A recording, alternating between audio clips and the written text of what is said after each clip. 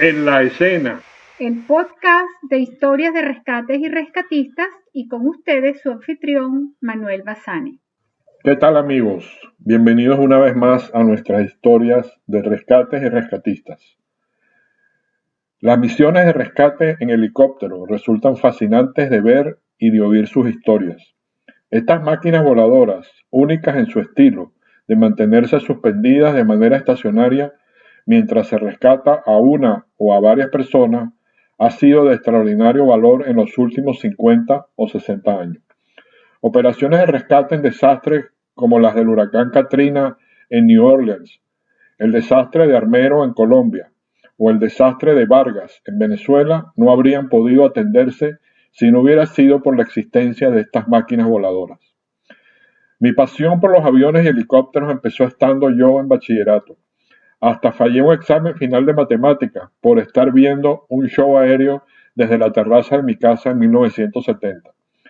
En 1978 ingresé al Grupo de Rescate Venezuela, organización voluntaria de rescate especializada en áreas de difícil acceso y donde el helicóptero es una de las herramientas básicas de trabajo. Allí tuve la oportunidad de no solo hacerme helitáctico o helicoportado, sino en ser instructor de estas técnicas. Mi helicóptero de trabajo fuerte fue el fiel y legendario Bell UH en sus versiones B, D y H.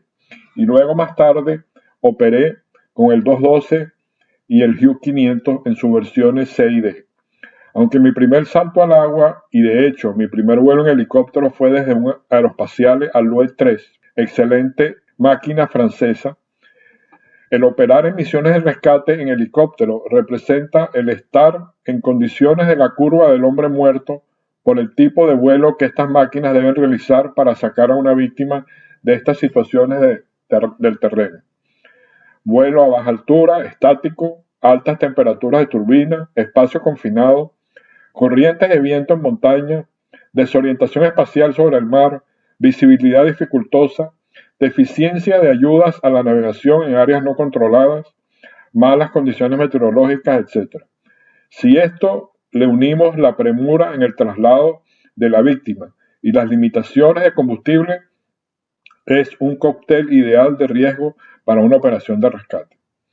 Cuando vemos esos documentales de rescate en los Alpes, donde pareciera que todo es fácil, en realidad el riesgo es altísimo, pero el entrenamiento de los tripulantes y rescatistas es el factor que reduce ese riesgo y permite cumplir la misión y salvar vidas. Hoy tendremos en nuestro podcast a un grupo de rescatistas con sus historias de rescates reales con helicóptero. Volaremos con ellos hasta completar la misión y sentiremos como ellos sintieron el riesgo de esa operación. Al final, como siempre, daremos las lecciones aprendidas de estas operaciones para que las nuevas generaciones de rescatistas las pongan en práctica. Bueno, y así vamos a iniciar con nuestro primer invitado. Iniciamos nuestro invitado de hoy con un rescatista colombiano, caleño, de Cali. Su nombre es el ingeniero Carlos Fernando Garcés, es rescatista helicoportado. Ha participado en emergencias desde 1983, cuando creo que se inició en la Cruz Roja Colombiana, y ha estado desde el terremoto de Popayán en el año 83 hasta el 2016 en el terremoto de Ecuador. Carlos es ingeniero industrial y gerencia una compañía de equipos de rescate y actualmente sigue asesorando a grupos en Colombia y fuera de ella con técnicas de rescate con helicóptero. Su máquina de trabajo más utilizada ha sido el Sikorsky Black Hawk UH-60, que lo utiliza tanto la Policía Nacional como el Ejército y la Fuerza Aérea Colombiana. Carlos, bienvenido. Me acuerdo que en 1998 nos conocimos en Miami, cuando viniste a hacer una visita técnica a la división de rescate aéreo, Air Rescue, de los bomberos de Miami-Dade. Y recuerdo que después que observaste cómo tenían instalados los equipos médicos dentro del Bell 412, decidiste hacer tu propia versión para el UH-60 de la Fuerza Aérea Colombiana. Cuéntanos cómo te nació esa pasión por el rescate en helicópteros, que aún sigues involucrado en ello. Hola Manuel, Primero que todo, te quiero agradecer la invitación que me has hecho para participar en este grandioso proyecto sobre historias de rescate y experiencias que hemos vivido todos nosotros como rescatistas y que seguramente pueden ser útiles para las nuevas generaciones. Es un orgullo estar hoy aquí compartiendo con ustedes algo del proceso que hemos desarrollado en Colombia en relación con las operaciones de rescate con helicópteros. Como tú bien lo recuerdas, nos conocimos hacia el año de 1998, cuando gracias a tu ayuda pude realizar una serie de visitas técnicas, entre ellas una a la División de Rescate Aéreo de Miami-Dade. Esta visita fue de gran utilidad para el proceso que veníamos realizando en Colombia para tecnificar nuestras operaciones. De la visita, como tú lo mencionas, surgió el desarrollo de la malla para organizar los equipos de atención prehospitalaria a bordo de los UH-60. Es más, aún en día se sigue utilizando dicha malla por las diferentes fuerzas de nuestro país. Pero te cuento que el desarrollo de la malla de atención prehospitalaria no fue lo único que surgió de esta visita. También recuerdo que adoptamos las señales visuales que usaba la División de Rescate Aéreo y adoptamos también un sistema de anclaje que instalaban al interior de la cabina de los 412. En referencia con tu primera pregunta de cómo nace esta pasión por el rescate y en especial por el rescate con helicópteros, te cuento que a la edad de 15 años ingresé a la Defensa Civil en el año 1984 en calidad de voluntario juvenil, y fue menos de un año después de mi ingreso que sucede en el año 1985 la tragedia de Armero, que como lo narran los compañeros del Grupo de Rescate de Venezuela en los capítulos de En la Escena, es una de las tragedias de mayor magnitud ocurrida en el último siglo y la cual desencadenó una de las mayores operaciones de rescate con helicópteros de la historia, en la cual no solo participan tripulaciones y helicópteros colombianos, sino de varios países de la región. Esta tragedia, la de Armero, fue la primera tragedia de gran magnitud a la que yo asistí. Solo tenía 16 años, por lo cual solo me permitían realizar tareas de apoyo logístico en los albergues que atendían los damnificados de la tragedia, en la población de Lérida, en Tolima, a donde llegaban las personas rescatadas por los helicópteros de la zona del desastre. Desde ese momento que marcó mi vida, supe que lo que yo quería era poder entrenarme en un futuro para poder salvar vidas utilizando esta valiosa herramienta de rescate que es el helicóptero, y que para esa época en mi país había muy pocos rescatistas con conocimiento y acceso a este tipo de operaciones. Después de Armero comencé a investigar mucho sobre el tema y se me volvió una pasión, y ya para el año de 1989 fue cuando la UNDRO, la Oficina de las Naciones Unidas para el Socorro en caso del desastre, en conjunto con la Fuerza Aérea Colombiana, la Cruz Roja y la Defensa Civil, organizan un primer curso de rescate con operaciones con helicópteros, al cual fui seleccionado por mi departamento para participar. Y es desde entonces que he estado vinculado permanentemente a este tipo de operaciones ya por más de 30 años. Excelente, Carlos. Y cuéntanos ahora, que la gente lo que está esperando son las historias reales de las misiones de rescate, de esas misiones que tú has estado y que has hecho a bordo de este helicóptero, el UH-60. ¿Cuál más recuerdas? Una de las operaciones que más recuerdo, debido a que en esta se conjugaron una serie de circunstancias adversas que por fortuna logramos sortear eficazmente, fue la del rescate de la tripulación de un helicóptero de la Policía Nacional, un Huey con matrícula PNC 0713. Este accidente ocurrió al sur de Colombia, en el departamento de Nariño, en una zona montañosa cercana a la población de Tablón de Gómez. Esto fue en el año 2003, en enero del año del 2003. Para ese entonces teníamos conformado ya un grupo de rescate con helicópteros bajo la coordinación de la Fuerza Aérea Colombiana, que se denomina Grupo SAR del Suroccidente, el cual venía operando desde el año 96 y se creó meses después del accidente del American Airlines 965.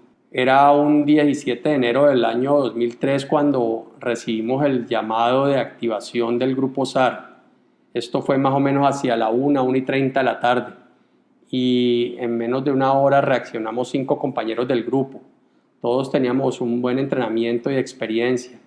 La unidad de intervención para la misión quedó conformada por los compañeros José App, Robert Hutchins, Hidrobo, Martín Verón y mi persona. Realizamos un briefing en conjunto con la tripulación del helicóptero, que era un FAC UH-60 Alfa, el cual estaba al mando del capitán Gustavo Zapata, y se nos informa en este briefing que hay confirmación de 4 de los 5 tripulantes del helicóptero accidentado están con vida y que el piloto, capitán Cabrera, está en un estado crítico que requiere una pronta evacuación.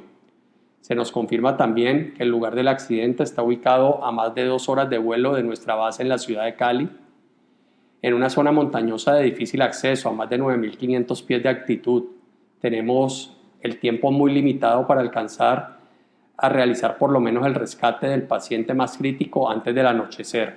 El reporte de inteligencia militar confirma que hay presencia de guerrilla en la zona y se nos informa que vamos a contar con el apoyo permanente de un avión plataforma artillado conocido en nuestro medio como el avión fantasma. Como novedad tenemos que el UH-60 Alfa disponible para realizar el rescate tiene la limitación de no contar con grúa de rescate, lo que implica tomar la decisión de utilizar por primera vez en un rescate real una grúa de rescate manual que veníamos desarrollando como backup a la grúa del helicóptero. Hacia las 3 de la tarde iniciamos la operación y llegamos al lugar del accidente tipo 5:30 p.m. después de haber reabastecido combustible en la ciudad de Pasto. El piloto procede a realizar una aproximación inicial y inicia el vuelo estacionario sobre la aeronave accidentada a unos 80 pies sobre el terreno. En ese momento nuestro helicóptero entra en pérdida, lo que obliga al piloto a abandonar el vuelo estacionario y a salir en una maniobra evasiva de emergencia del sitio y así poder recuperar las RPM y la sustentación que estaba perdiendo. La solución que ya en vuelo, la solución que vemos para poder intentar volver a entrar al sitio es bajarle peso a nuestro helicóptero. Es así como tomamos la decisión de dejar a 2 de nuestros compañeros rescatistas, a José App y a Robert Hutchins, en un cerro cercano al lugar del accidente, lo que implicaba dividir nuestro equipo de intervención y dejar a 2 de nuestros compañeros solos en un lugar aislado y con presencia guerrillera confirmada. Procedemos de nuevo al sitio del accidente, siendo ya casi las 6 de la tarde, que en Colombia es la hora de transición entre el día y la noche, lo que se conoce como la hora gris por sus malas condiciones de visibilidad. Ya en el sitio procedemos con los últimos minutos de luz del día a la extracción del capitán Cabrera mediante el empleo de la grúa manual, pero justo antes de que la canastilla con el paciente ingresara al interior de nuestro helicóptero, las condiciones del tiempo empeoran, lo que obliga al piloto de nuestro helicóptero a suspender el estacionario e iniciar un vuelo con la camilla y paciente aún al exterior. Finalmente logramos el ingreso de la canastilla y procedemos a la evaluación inicial y estabilización del paciente durante el vuelo hacia la ciudad de Pasto, donde teníamos evacuado el paciente antes de las 7 de la noche. Esa noche intentamos ya a bordo de otro UH-60 de la policía, una versión Lima de mayor potencia que había llegado a Pasto. Intentamos en varias ocasiones durante la noche ingresar al lugar del accidente sin éxito debido a las malas condiciones climáticas que habían en la zona durante esa noche. Ya fue a primera hora del día siguiente que logramos rescatar al resto de la tripulación y posteriormente evacuar a nuestros 2 compañeros del cerro. Fueron situaciones complejas que logramos sortear y realizar pues, el rescate de todos los sobrevivientes con éxito en un transcurso más o menos de unas 18 horas. Es por eso que Este accidente y esta misión de rescate es muy particular por todas las condiciones a las que nos vimos enfrentados y que logramos, pues, como te digo, sortear de buena forma. Wow, extraordinaria historia, Carlos.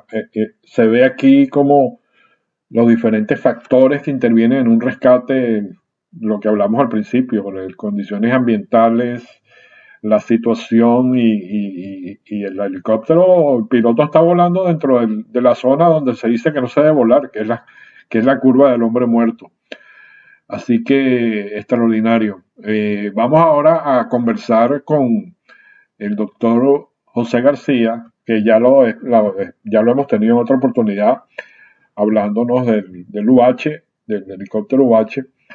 O esta vez nos va a contar, y yo se lo había prometido la vez pasada, para que nos contara de sus experiencias de rescate en las selvas del estado Bolívar, del Amazonas, la zona selvática. Los que no conocen al doctor José García, José es médico, fue rescatista antes de ser médico y fundó el Grupo de Rescate Oriente y trabajó tanto en el SAR, en el sistema SAR en Venezuela, como en la Defensa Civil del Estado Bolívar, Protección Civil que se llamó después, y sigue dando instrucción y sigue haciendo rescates en la zona. Así que, José, bienvenido. José, tú ya tienes al menos 40 años como rescatista e instructor de operaciones con helicóptero.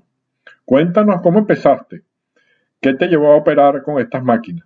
Fue hacia los años 70, de la década del 70, los inicios, cuando por elementos que habían suspendido los ingresos a la universidad me dedico a conocer a mi hermosísimo y gran país.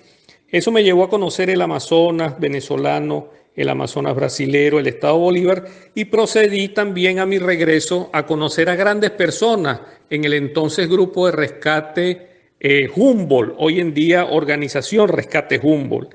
Yo compartí mis experiencias amenamente junto con ellos de todo lo que había hecho durante viajes que duraban más de 5 y 6 meses, y ellos tuvieron la gran cortesía y amabilidad de asimilarme entre sus filas, y así comenzamos a compartir una serie de datos correspondientes a lo que yo había hecho desde el punto de vista de supervivencia y de lo que ellos hacían con el manejo de cuerdas y procedimientos de rescate. El helicóptero, para mi concepto, es una de las mejores aeronaves que el hombre ha podido crear. Tiene vuelo estacionario y si uno lo toma con verdadera conciencia, estudio y práctica, pues puedes hacer cualquier tipo de maniobra, casi que con cualquier tipo de helicóptero. Siempre me llamó la atención salvar vidas, llegar a lugares, dar la máxima colaboración a todo el que la necesitase. Y José, ¿con qué máquinas has operado? Máquinas que han estado junto con el equipo en misiones de búsqueda, en misiones de rescate, en misiones de apoyo. Entre otras, por nombrar algunas, los Bell UH, el 212, Healer, Augusta, los B-3, Esquilo en Brasil, los Black Hawk, los Hughes 500, hoy en día los McDonnell Douglas, los C-135, 145, los Alouette 3, los Super Puma, los MI de búsqueda y salvamento, los helicópteros Robinson y muchísimos de diversas fábricas, de diversos orígenes que nos permiten, bajo, como les decía anteriormente, bajo pleno conocimiento, conciencia, práctica y cálculos, hacer cualquier tipo de maniobras que en el performance o capacidad operacional de esa máquina se pueda contemplar y que el equipo en forma de un todo tenga la decisión de llevarla adelante. Esto no es un proceso donde uno solo decide. El capitán decide, el maestro de salto decide, los helitácticos dan sus opiniones y deciden. Es el verdadero trabajo de un equipo el que da el exacto y beneficioso resultado. Increíble, José, la cantidad de aeronaves con las que has operado. Yo no he operado ni con la mitad de eso. Lo que te iba a preguntar ahora, vamos a hablar ahora de las misiones reales Yo sé que tú tienes muchas, pero por lo menos nos vas a contar dos o tres. Así que de esas operaciones que tú has trabajado en el sur de Venezuela, donde las condiciones selváticas son lo más extremas, cuéntanos de las que más te impactaron y donde tuviste mayor satisfacción como rescatista maestro de salto. Ya hemos comentado en anterior oportunidad, uno es simplemente helitáctico, un helitáctico básico, un helicoportado. Es personal para ser utilizado en misiones de búsqueda, salvamento y rescate en helicóptero. Y así nos dirigimos al 22 de julio de 1991 con el caso de la Yankee Victor 617 Charlie Cessna 206, donde ese día se dirigían desde la pista de Canaima a la pista de Urullén y Kavak para pasar un poco más de esparcimiento. Dos avionetas con dos familias alemanas. En la primera deciden colocar la primera pareja que tenía dos hijos, pone a sus dos hijos y la segunda pues los dos hijos también. O sea, era una avioneta que trasladaba a los hijos de estas dos parejas más el guía. La segunda avioneta los llevaba a ellos, a los dos matrimonios. La cronología más o menos aproximada fue la siguiente. La primera avioneta asciende desde Canaima hacia la Ollantaypuy para sobrevolar Cima Honda y dirigirse por la parte superior del Tepuy hacia Kavak y Urullén, tal vez tratando de ver también el Salto Ángel, que es el Querecpacopay Merú. Ahora bien, esta avioneta llegó a su destino, la segunda no lo logró, y como les dije, en la primera iban los dos matrimonios y en la segunda los 4 hijos, 2 de cada matrimonio, y todo el proceso había sido establecido y coordinado por la empresa Keila Tour. Sobrevuelan, como les mencioné, Cima Honda, atraviesan el Tepuy y la avioneta, la segunda que venía minutos atrás, entra en un colchón de nubes y no logra obviamente pasar. Entra en instrumento y lo sorprende la pared. Es probablemente que su rata de ascenso y la falta de visibilidad en el momento influyen en el suceso.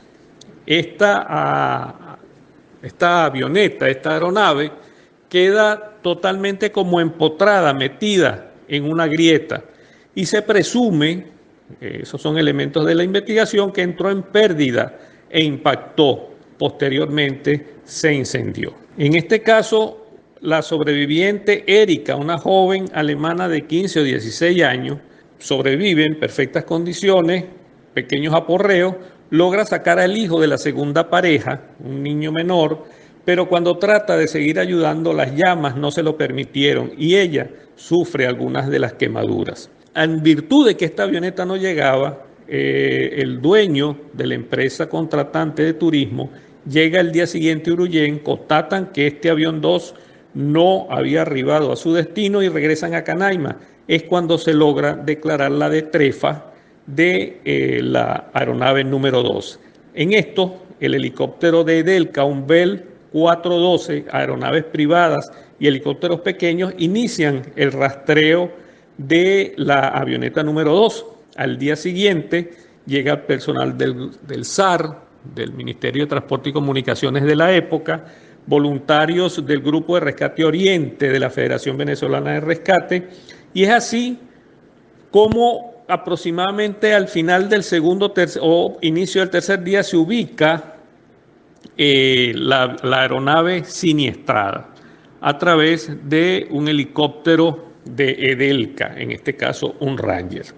De inmediato se procede a la colocación de personal en el área del impacto, pero ciertamente era muy dificultoso la situación en el lugar y tienen que ponerlo ciertamente en distancias muy cerca, pero desde el punto de vista de desplazamiento era muy complejo dada la dificultad que implicaban las grietas en el Tepuy. Anteriormente les hablé del factor de riesgo de operaciones helitransportadas o con helicóptero, y es aquí cuando comenzamos a planificar. Estaba lloviendo, estamos en la cima de un tepuy, o sea, estamos en los bordes tranquilamente de los 7, 8, 9 mil pies. Techo de nubes en más de una oportunidad nos tapaba completamente y la planificación tenía que hacerse a lo más pronto posible dadas las condiciones de los sobrevivientes y del equipo que habíamos dejado allí. Se decide que es el Bell 412 al mando del capitán José Dos Santos, un capitán al cual le aprovecho a enviarle grandes saludos. Hicimos muchas misiones, una experiencia invalorable y de muchísimas horas. Y de Pedro Vegues, un hermano que la vida también me ha dado, del Grupo de Rescate Venezuela, copartícipe de todo lo que les estoy contando. Él me dio todos estos datos. Yo los viví, pero obviamente él ha tenido la particular amabilidad de siempre recordar mucho y de tener una gran cantidad de datos escritos. Y es Pedro Vegues al que se decide que sea el maestro de salto. Fíjense esto, yo estaba allí, yo también soy maestro de salto, pero hay que violentamente, rápidamente y con muchísima, digamos, conciencia establecer qué hacemos cada uno de los que estamos en el lugar. Y es Pedro el que se encarga de hacer la maestría de salto y nos colocan en el sitio personal para hacer el rescate. Y José, ahora que mencionas a Pedro Vegue, logramos que él nos enviara un mensaje de voz con la historia de este rescate también por parte de él, porque él fue, como tú mismo dices, el maestro de salto. Vamos a ir a ver lo que nos mandó Pedro. Yo recuerdo, yo estaba en Canaima, creo que andaba en uno de los 412 de Edelca. Nos enteramos de la emergencia e inmediatamente, bueno, iniciamos las labores de búsqueda con los recursos que teníamos allá. Bueno, al día siguiente, no recuerdo bien, creo que llegaron ustedes, la gente del SAR, del Rescate Oriente, etcétera. Y creo que al tercer día fue que logramos dar con la ubicación del avión. En aquel momento, una vez ubicada, un área bastante escarpada, de difícil acceso, logramos se pusieron con un Ranger, uno de los que teníamos al servicio de Delca, se metió personal de rescate, que fueron o del SAR o de Rescate Oriente, no me acuerdo, que los dejamos próximos al sitio del impacto.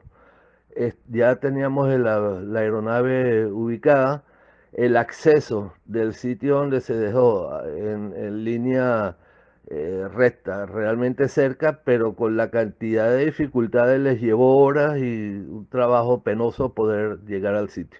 Una vez que llegaron allá, detectaron la existencia de 2 sobrevivientes. Recuerdo que una vez que ya estando tú en el sitio y tomando todas las acciones como médico, donde lograste estabilizar a los 2 sobrevivientes, nosotros hicimos stand-by próximo en un área próxima al sitio del impacto, arriba en la meseta, donde teníamos línea de vista, por lo menos de comunicación VHF, con otro grupo que había quedado de apoyo en la proximidad al sitio, esperando que nos dieras la orden de poder ir a realizar la extracción.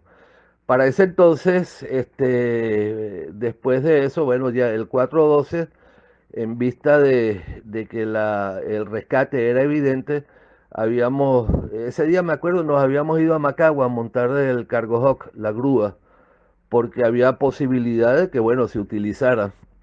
Por cierto, como comentario, esa grúa nunca se había utilizado. Yo me acuerdo en una oportunidad con el doctor Carrera, presidente de Delca, cuando en vista de la cantidad de actuaciones que tuvo Edelca en situaciones SAR, pues bueno, sí se dio en un momento una apertura, se compraron equipos, algunas cosas, y entre ellos se compró la grúa.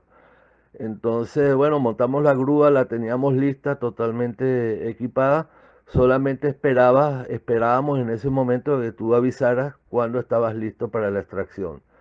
Ese día me acuerdo, estábamos en conjunto con una Augusta de la Guardia Nacional que estaba, bueno, acompañado con nosotros.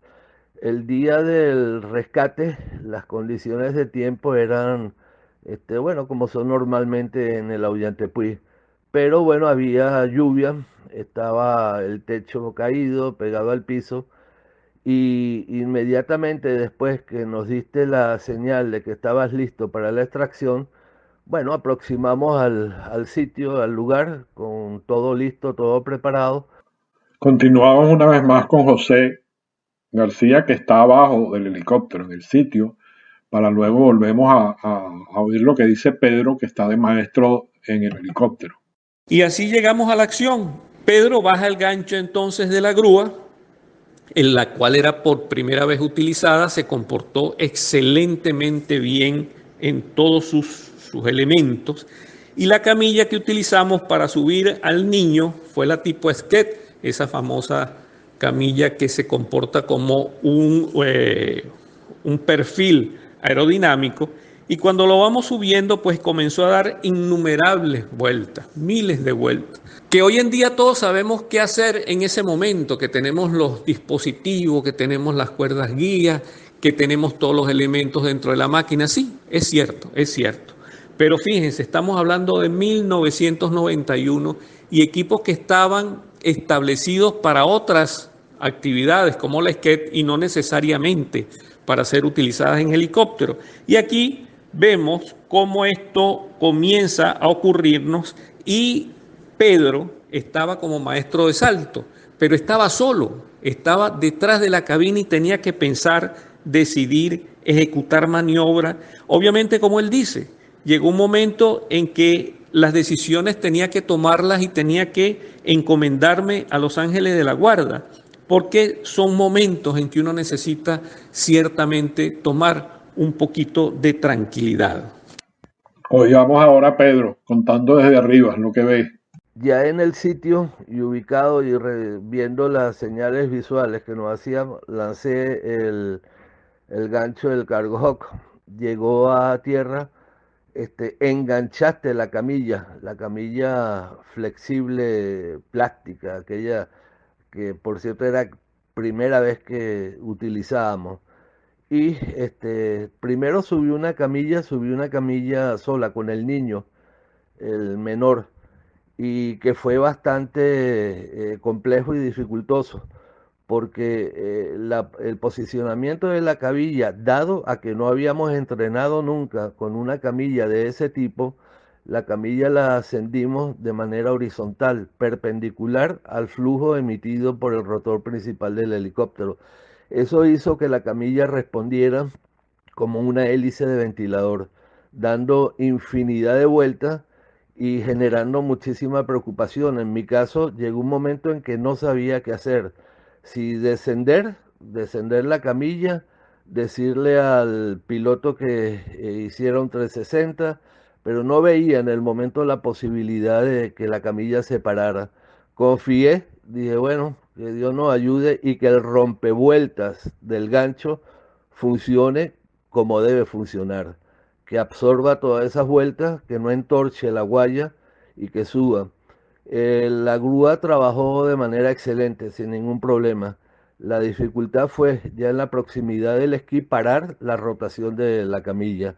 Logré pararla con las piernas, meterlo en la cabina y bueno, en ese momento ya estaba solo. Como maestro no tenía ningún tipo de ayudante, no tenía nada. O sea que para mí fue una cuestión divina que tuviese no sé si la fuerza o la habilidad, no sé cómo decir, para manejar esa situación solo, que era compleja. Entonces, bueno, logré meterla al niño en la cabina del helicóptero, volví a lanzar el gancho y fue cuando subiste tú con la muchacha, con Erika, que también fue un momento de muchísima tensión dada las vueltas incontrolables e inmanejables que estabas dando al subir. Yo en ese momento lo que dije, te digo honestamente, me encomendé a que nuestros ángeles de la guardia estuviesen con nosotros ese día. Afortunadamente, gracias a Dios, subiste sin novedad. Me imagino que el mareo te duraría varios días porque diste unos cuantos miles de vueltas con ese rotor creado por el flujo de aire. Y logramos meter a la niña y todo dentro de la cabina, para posteriormente dirigirnos directamente a Canaima, donde estaba esperando el Shore, el 360, el Serpa, donde se habían sacado asientos y tal para hacer una evacuación aeromédica a Ciudad Bolívar, al hospital donde serían atendidos. En ese momento, bueno, fue la euforia, la alegría que llevábamos dos sobrevivientes con una operación de extracción que fue realmente bastante comprometida. Me acuerdo, el piloto era el capitán José dos Santos, un capitán con una destreza, una habilidad impresionante. Y gracias a su serenidad, su aplomo, su temple, inclusive llegamos a estar prácticamente por algunos segundos en instrumentos, porque el colchón de nube nos arropó mientras que estábamos subiendo la camilla y se mantuvo estático pero sin moverse un milímetro. De eso hay una grabación de video que nos hacían desde el sitio donde, digamos, el sitio de apoyo, donde había otros helicópteros a la espera. Y se ve, bueno, el helicóptero absolutamente estable en un hover mantenido. Se ve la camilla como sube dando las vueltas que ya sabemos que dio. Pero bueno, el rescate fue exitoso. Realmente dramático lo que cuenta Pedro. Y vamos a oír a José para terminar esta historia. Vean ustedes cómo una cantidad de elementos se van dando, van ocurriendo y van pasando, y que no pasan por casualidad, pasan por causalidad, no casualidad, causalidad. Una causalidad producto del entrenamiento, el estudio, el entrenamiento y el estudio, que también desarrollan procedimientos y protocolos de tipo logístico que nos llevan a finalizar las misiones viéndolo como que si fuera algo muy fácil. Ciertamente no lo es, no lo es. Todas las misiones son complejas. Y recuerdo lo que me decía mi abuelo, cuando veas que algo está siendo fácil, no es que es fácil, es que el que lo está haciendo lo sabe hacer. Y hay palabras, como me dice Pedro, la alegría, la euforia, la satisfacción, eran indescriptibles en todo el personal, en la gente que había participado directamente y en los que simplemente la habían visto o habían oído. La misión se efectuó, como les dije, con un muy elevado nivel de riesgo, un factor de riesgo operacional muy por encima de lo que pensaríamos que es rojo, y solo expertos podrían haberlo hecho. Eso fue lo que llegó allí y que Pedro lo enfatiza posteriormente. Vamos a oír ahora la conclusión de Pedro. Ese día fue uno de los días más satisfactorios para mi vida, en el sentido de que los que hemos sido rescatistas, que siempre soñamos con un rescate ideal en el sentido de que contásemos con los elementos y que se dieran las condiciones para simple y sencillamente salvar una vida. Ese día salvamos dos. Un recuerdo inolvidable que perdurará de por vida. Yo nunca más supe nada de esos jóvenes, nada. Intenté en una oportunidad, pero lo dejé como un hecho del pasado, donde nos brindó una satisfacción enorme y sobre todo, bueno, la satisfacción de trabajar con profesionales como tú, que fue lo que te digo, o sea, las condiciones ideales de una emergencia, donde tuvieron la suerte estos niños de ser atendidos por un médico de tu calidad, de tu talla, donde logró, o sea, no fue simple, era un médico rescatista, donde quizás la sobrevivencia de ellos se debe al trabajo que hiciste para poderlo izar y trasladar a sitios seguros. Agradecemos a Pedro por habernos enviado su historia y ahora dejamos a José para que haga las conclusiones de esta misión.